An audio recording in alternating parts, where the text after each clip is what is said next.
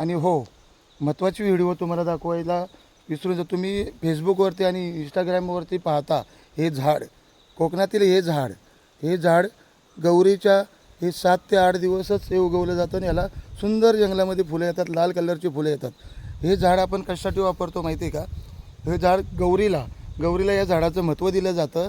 तुम्ही प्रत्येक ठिकाणी हे झाड कसलं, तुम्ही हे कोकणामध्ये झाड येतं, तुम्ही ओळखता का, अशा कॉमेंट्स बरेच ठिकाणी येत असतात. हे मी तुम्हाला झाड दाखवतो. या झाडापासून गौरीचे मस्तपैकी बॉडी तयार करताना ह्या गौरीची पूजनासाठी गौरीच्या बॉडीला आधार म्हणून गौर अशी उभी बनवताना या फुलांचा आणि या झाडाचा वापर केला जातो. याचं महत्त्व हे 8 दिवस किंवा 10 दिवसच या आपल्या कोकणामध्ये याचं महत्त्व दिलं जातं. मित्रांनो, तुम्हाला माहिती म्हणून मी हे दाखवत आहे.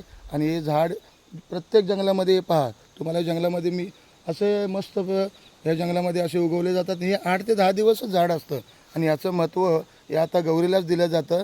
आणि तुम्ही हे झाड कुठेही भेटलं तरी याची पूजा करत जावा. गौरीला आमची याची पूजा केली जाते आणि या झाडाचं महत्त्व तुम्हाला थोडक्यात सांगितलं. धन्यवाद. आवडल्यास नक्की लाईक करा, सबस्क्राईब करा माझ्या व्हिडिओला. धन्यवाद.